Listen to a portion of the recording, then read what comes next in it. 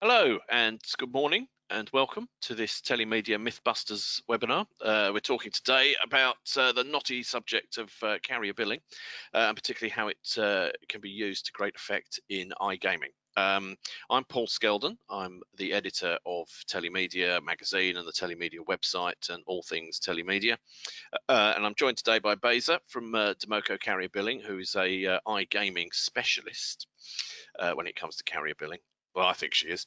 And Joe Arkley, MD of Melodi, who is really sort of got some very interesting stuff to say about the kind of games that are coming through, particularly as more and more people start to use mobile to entertain themselves whilst locked down and hiding from going out and all the other things to do with coronavirus. The reason we're here talking about all this today is off the back of a brilliant white paper that we published about a month ago now. We've had many hundreds of downloads of it, so if you don't have a copy, please do go to the address there and download it. It's full of all the information really that you need about the mobile gambling industry, where it's going and how carrier billing really is sort of, I think, a perfect fit for getting people using these services, which is what we're going to explore in more depth today. I'm just going to briefly set the scene before we hear from our true experts, just to sort of put into context where all this is coming from. So I've kind of framed this around the idea that a lot more people have been using mobile services to entertain themselves during the lockdown. Obviously, there's not that much data about how many people are doing what with it currently, but there is a snapshot of it from the Gambling Commission, who did a poll with Survation back in June of this year that found that 25% of people who are sort of avid iGamers are sort of doing it once a week during lockdown. More interestingly, perhaps, is that 28% of the people they surveyed said they'd increased their gambling habits during lockdown, and 11%, which is a significant amount, I think, have substantially increased their lockdown. So there's a huge shift towards people looking to be entertained, to enjoy, and one of the things they're doing is playing gambling games. It really is on the up, and I think it's always been growing. But the lockdown has really sort of shifted this, like it has most sort of digital content services. So as we see on the next slide, looking back pre-lockdown, but it gives a flavour of where people are at. 45% of online iGamers are using mobile across Europe, and they're generating somewhere in the region of 50 billion euros in spending on mobile alone. So it's a very mobile, or increasingly mobile, sort of centric service. Off the back of that, around 70% of people doing that, particularly under the age of 40, though that is not exclusive, say they intend to use mobile payments once it's made available to them. And so the link between these two things, I think, is where it gets interesting, particularly around the sort of carrier billing idea, because carrier billing allows for a very rapid way of paying. So as we see on the next slide, the carrier billing side of things is vital, because it's sort of leaving out a lot of people not paying for these services, or not joining in to do them, or signing up because they just don't have a payment mechanism that's to hand, that's quick and that's easy. I mean, if you want to try something out, you don't really want to sort of stick in your credit card details and take time doing that. You want it to be quick and easy, see how it goes, enjoy it hopefully, and then you're hooked in. Another reason that people are not sort of doing it quite as much as they should is that they are fearful of security issues and fraud. And this, from estimates, sort of pulling together various different people's figures, we reckon there's around 70% of potential iGamers across Europe are being sort of left out because they don't join in, because it's too tricky for them. And this is where carrier billing, I think, comes in. As we see on the next slide, carrier billing, for those of you who don't know, is a way of paying for digital services, essentially by putting the charge onto your phone bill or taking it from your prepaid phone credit. The advantages it brings, as we shall see from our lovely speakers, is that it's really quick and really easy to do. It's fast, it's easy. It's, aside from Amazon's one-click payment, it's probably the sort of simplest way to sort of pay for anything, because it's so frictionless. And this really plays into this idea where we're losing potential players because it's difficult to sign up. It gets over that initial hurdle of getting people in. And as a result, as we can see from the next slide, which is some data from Juniper Research, carrier billing is already being used in many European countries for lots of digital content services. And as we can see here, between 2017 and forecast through to 2022, though this was forecast before the pandemic, so those numbers may change in the 21-22 area, carrier billing is sort of consistently growing as a proportion of people's spend. And it's, it is actually sort of logging in quite a lot of money already, and this is really before it's had the kind of publicity that we're hoping to sort of drive through initiatives like this white paper and our webinar today. So it's already popular with the consumers. That popularity, I feel, is going to grow still more. As we can see, though, from the next slide, there's certainly a lot in it for businesses to use it. Again, this isn't specific to the gaming industry, but it does give a very good sort of insight, I think, into how those consumers who are really interested in it are actually driving revenue. So 70% of people who use carrier billing are converting first time. That's compared to 12% with credit cards. It's largely down, I think, to the frictionlessness of it, and the fact that it's on a mobile. It's mobile centric, though it doesn't have to just be used on a mobile, but it's there, gets those people in that sort of initial immediate sort of way of wanting to respond to what they're doing. It's also leading to a 15% increase in revenues estimated for many digital businesses who are using carrier billing. So while it's sort of nascent in many ways in terms of its use in digital content sales, it is starting to drive significant numbers, which is very advantageous. So as you can see in the next slide, it has the sort of revenue generating sort of factors, as we've seen. It gives a great sort of customer experience. It's great for onboarding. It vastly reduces basket abandonment rates, as we shall see. But it also comes, as I believe Beza will sort of hopefully touch on as well, a degree of sort of inbuilt security. So it sort of ticks that box as well, which I think is important to note, that that's not directly about spending, but people are feeling comfortable using it because they feel to some degree protected on a number of levels. So that's the carrier billing. Why I think carrier billing is such an important potential tool for iGaming. I think it's sort of, the numbers are there. I think particularly in the current climate, it could really drive people to use these services more. It makes it a lot easier. And I think now I'm going to hand over to Beza, who is going to talk us through, from a much more practical point of view, how you actually do this, how it works, how it's operating in various European countries, because as I say, she's really the expert. I'm just here funneling everyone else's information. So Beza. Hello everyone. First of all, Paul, thank you very much for a fantastic wrap up of carrier billing, of the product in general. I would like to start by saying why we do what we do at DIMOCO. And ever since we've entered the gambling industry, our core value, our goal was to preserve the feeling of excitement, of fun in the players, that what is essentially gambling. I have a little short story here. I've recently been to Las Vegas for the first time ever. Naturally, I went to the casino, which was a blast, was a great time. But there was an agonizing part where I had to stand in front of the US ATM for 15 minutes trying to figure out how to withdraw money from my European card, and have to figure out the taxation, the bills, what do I press, where do I take it out? It was really frustrating, and it sort of left a bit of a bitter aftertaste. And the reason why I'm telling you this story is because actually that is the core depiction of what we value, what we want to remove.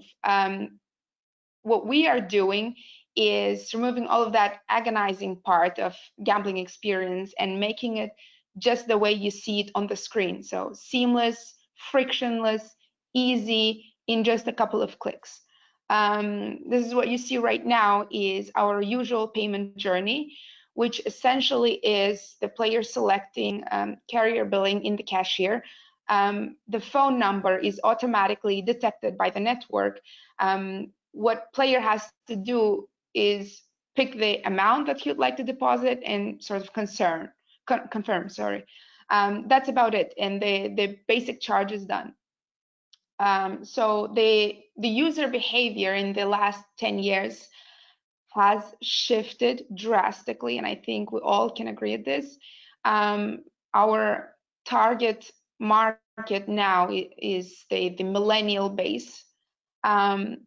And with the millennials, I think it's common in all of the industries that instant gratification is the new KPI. So this player-centric approach that DIMOCO has is the exact value that we want to preserve through carrier billing, through messaging, through everything that we do. Now, how can this be achieved? So from the supply chain perspective, we are connected to over 200 mobile network operators all around the globe, which gives you access to approximately 1.5 billion users.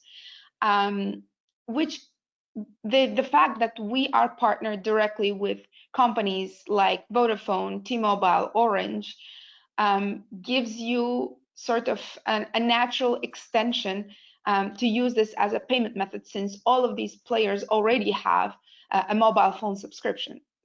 So the sort of transition is quite natural and doesn't seem foreign, let's say.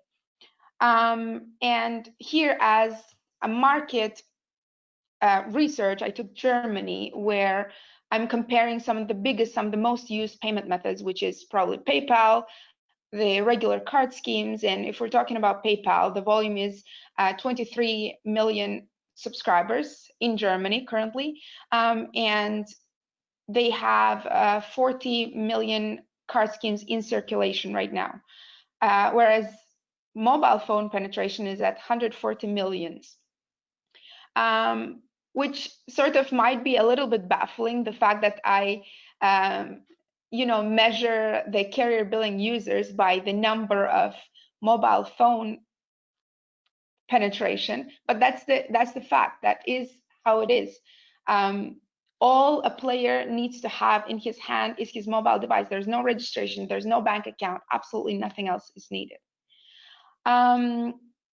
So now if we move on to the next slide, I just want to take a look at some of the aspects that carrier billing brings into the gambling operator that are not strictly related to the payment process itself, but how we can implement carrier billing in various strategies, especially in marketing, especially in user acquisition, in affiliation, so on and so forth.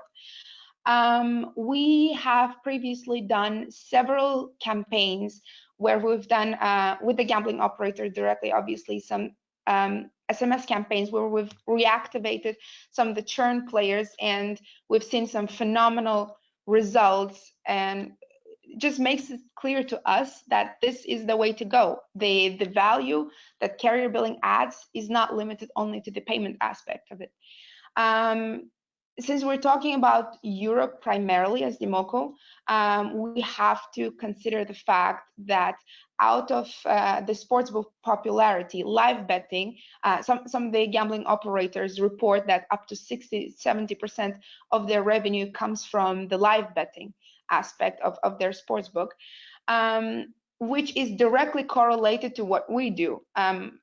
Carrier billing, instant payment, it allows the players to make the deposit on the go. You know, if you're watching the game somewhere at the stadium, your favorite team is playing and you're commuting in the bus or something, the last thing you want to do is pull out a credit card to complete the payment. And this is where we step in. The convenience of carrier billing just cannot be topped up by any other payment method. So yeah, it is quite interesting topic, especially the live betting. I'd love to hear more. You should see my contact details somewhere on the screen here. So please feel free to reach out. I'd be happy to discuss this further. That's it from me. I just wanted to keep it short and sweet. So I'll pass on to Joe from here on. Thank you. So thank you very much, Beza. Very good. I think before we move on to Joe, I just wanted to say to the audience, do feel free to, if there's a question box, we can put them in through the chat area.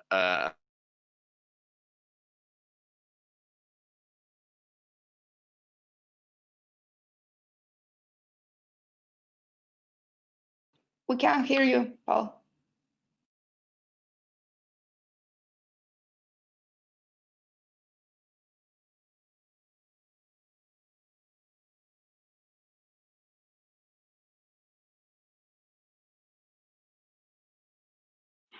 It seems we've lost your sound. Can you hear me, Joe?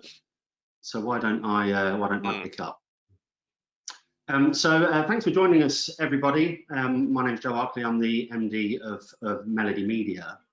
And we've seen some really interesting opportunities come up recently. If we move on to my next slide, the Melodi Media is a relative newcomer to iGaming. We've actually been building white label mobile entertainment portals predominantly focused around games and video and music and lifestyle content for the last 20 years. But we've seen lots of crossover in our market. The telemedia space fits very nicely into the iGaming space, and so iGaming was a natural extension to our portfolio. We see lots of crossover in the types of marketing and the types of user acquisition flows that are used in both iGaming and our sort of core traditional core business. As a business, we are completely payment provider agnostic and payment mechanism agnostic, but we find for lots of our products, DCB is a really natural fit for all of the reasons Basil and Paul have mentioned. It's such a neat, frictionless flow, and if people are there to have fun, it takes some of the frustration out of the process. So we've actually seen a real growth recently and interest in our platform because because our platform is an RNG based gaming platform and it doesn't rely on sports betting or live events. We had lots of sports betting vendors contacting us looking for ways to diversify their offering during COVID-19 and as a result of all of the sporting events being cancelled. And what we're finding now is they're looking to diversify their offering in the long term, just in case this happens again. There's lots of talk about second waves and that kind of thing, but I think everybody's realised that if this has happened this time, it could happen at any point in the future, and people need to avoid that risk.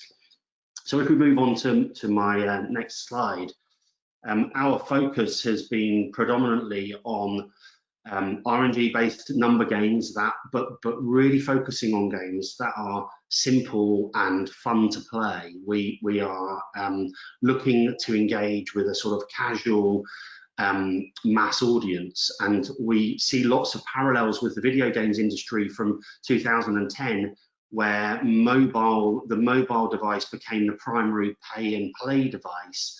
And we saw lots of people playing very casual, very light dip in, dip out games, and they were using micropayments on Apple and Google, and the entire experience is very self-contained. And DCB offers us a way to have the payment flow feel very seamless and frictionless. You hear that word a lot. So our games, we're really targeting a mass casual market. We're looking to create games that give a high win probability, a high return to player, and games where players can clearly see what they're going to win and what their odds of winning are. So a very simple, casual focus on a fun experience rather than a core gambling experience. And it's not always possible, but where possible, we are looking to give instant win, instant payout. So it's not quite so applicable in Europe right now, but in some of the African markets, we're able to pay immediately the game and the transaction ends, and payers really like that where it's possible. Now, although we're targeting a casual audience, as we move on to my next slide, there's some really interesting statistics here which show that these users aren't simply transient, they play very actively. So an average player stays active for over 3 months. We're seeing a really high correlation. It's really important for these kind of users to win. So we're seeing that 98% of users who win something, even relatively small numbers, play again fairly quickly. So we are designing games, as I said, with high return to player, high payouts and high win probabilities, because that engages the fun. And we've seen that 43% of players will play more than 5 times, and 25% of players will play more than 10 times in their life cycle. So there's an average of 16 tickets or plays per user. And in this particular game, by the way, these numbers are from a particular game that we host in Africa, and 26% of players there play once a week. The game in question is actually a sort of pick 3 style numbers game. Very, very simple mechanic, very, very simple entry flows. So yeah, it's as simple as that. That was a quick summary from me. Hopefully there'll be some questions, and we will answer those as we go forward. Excellent, Joe. Thank you. Can you hear me this time? I believe we had some sound issues earlier. Yes, thank you, Beza and Joe, for our whistle-stop tour of Carrier Billing and iGaming. If you want to ask questions, please do type them into the questions box or the chat box. We've had a few in already. Some of these are easier to answer, I think, than others, but we shall give them a go.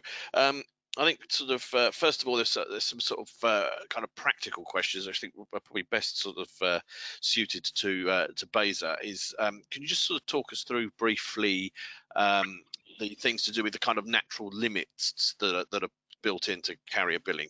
You can only spend a certain amount as a consumer, can't you, over certain time periods, which has a sort of excellent sort of self-limiting effect on gambling. What are those limits with carrier billing? So I'll start with a little bit of the background to it. Carrier billing has a certain limit imposed by PSD2, which is 50 euros per transaction and 300 euros per month. In a way, it plays to our hand because we also do not want to, enable or let the players accumulate huge phone bills, with any chance of paying them off. So we want to be very responsible in the way that we do our business, we conduct our business, and our offering sort of reflects that too.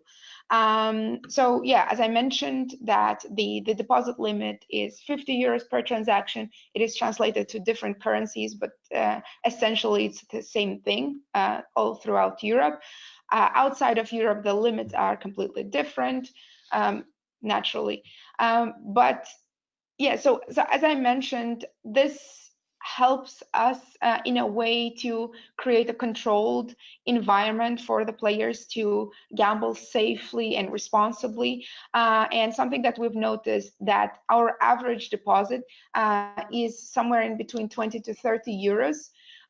So it perfectly reflects what we're trying to achieve. We're not looking for the big spenders or the big gamblers, the big time gamblers. We're targeting more of the casual players, the type of players that are, set for quick, fun little run. So yeah, and the limits perfectly reflect that. Excellent. And just staying with you, Beza, for a moment, I've got some questions for you as well, Joe. So to bear with us. The sort of using mobile as a sort of payment tool, particularly through carrier billing, has sort of some inbuilt sort of security as well, doesn't it? What sort of things does mobile bring that to aid people's sort of feelings of feeling secure using carrier billing to pay? Well, first of all, the fact that you don't really share any personal details, any of the, bank accounts or even the name is not very often shared. It will be shared in the safe encrypted way, just to make sure that we are not breaching anything, that we're complying with all of the regulations. There will be like a sort of a cross check, but you're not directly exposing yourself to any sort of risk. So you are transmitting only the phone number, and this is where it stays, which sort of gives an extra layer of security in the fact that you're not exposing any of the personal details. There will be never be a breach of the data protection or any of that, and it's quite convenient. The fact, to be honest, my biggest thing is that in Austria the banking system works a little bit different, and the fact that every time I'm trying to make a purchase online, I have to give in literally everything, like my whole IBAN, my passwords and everything, which makes the process quite complicated and adds more friction. Whereas mobile phone number, I think everybody can remember their mobile phone number off the top of their heads. So it's kind of a win-win situation here. Excellent. And Joe, you've told us sort of beautifully about some game services that you're running. How sort of key is carrier billing, do you think, to them being sort of fun and easy and quick to use for consumers, but also sort of how that might aid the sort of deployment and uptake for gambling operators? I think it's really key. We see about 70% conversion from DCB. We see, as I mentioned in my stats, really good repeat play. And the whole idea of lots of the games that we're offering is they're not tied to real world events. So you're trying to catch somebody when they're looking for a bit of entertainment. And if anything gets in the way of that, that bit of fun, they'll drop off and go and do something different. So the analogy Beza mentioned about sitting on a bus and not wanting to get out your credit card is a great one. With our games, you can enter and have the fun in the moment, in the 5 minutes you've got spare, and DCB makes that flow really seamless. So it's kind of the only thing you need is your phone and a thumb, and you can get entered into some gambling entertainment. Great. Clearly, these sort of services have been a boon in many ways in the lockdown period, because there is no live sporting events to bet on. Do you sort of see going forward that you've possibly sort of created almost another gambling service that can help gambling companies sort of onboard people to their existing more traditional services through this kind of much more popularist sort of approach? And that's certainly exactly the market we're aiming to target, and that's why all of this fits together nicely. We're not aiming to take on the big sports betting guys. That is a very well established market and a very sophisticated market. But we believe there's a great opportunity for a new incremental business to move towards a more casual, more entertainment-based service. And this fits very well with that. And I think what we're seeing is the iGaming market did really well during lockdown, both because of the closure of land-based casinos and things, and also the sports betting events. And so we're seeing the people we're talking to really looking to diversify their offering so they can spread their risk as widely as possible. I don't see it going back at all. I think that sports betting will come back, and it will be an enormous business as it was before, probably to exactly the same kind of level and growing. This is an additional incremental opportunity for everybody involved. New consumers, new markets, new countries, new flows. Great. I think we might actually see a little bit of an increase in live sports betting, particularly currently while they're not letting people into the actual venues to watch it live. I think more people will be sitting at home watching it. They're probably more likely to whip out their phone and place bets, from the comfort of their own home rather than on the terraces while there's a sort of live match going on. But it'd be interesting to see. I think that is certainly going to come back. The question that keeps coming up from the audience is that carrier billing has some obvious advantages of sort of getting people to put money in, What do you do with the winnings? I will. There are different flows in different countries, and I'll maybe let Beza allude to the more specific detail. But what we found in our African markets is people really like the instant payout flow.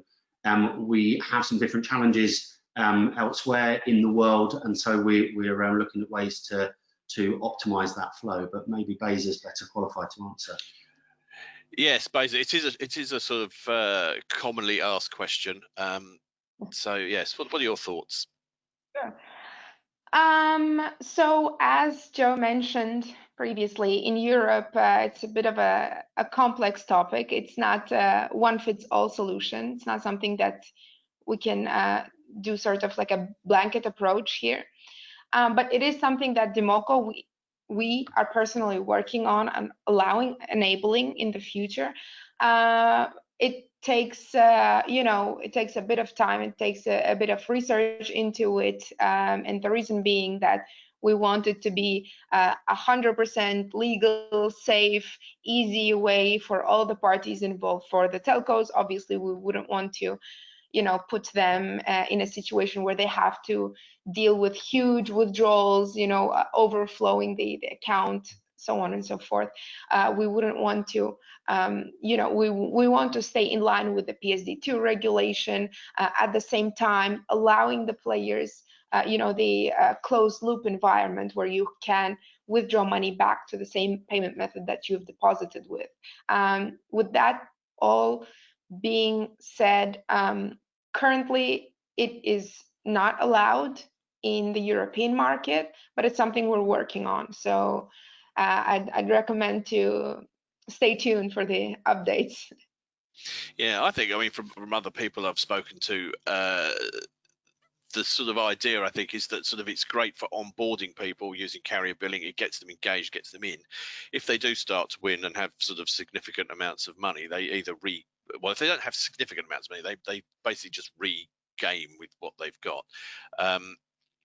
Or alternatively, it becomes an incentive to then sign up with a different payment mechanism and become a much more sort of subscribed customer, because that does give you then a path to redeem any winnings should you wish to do so.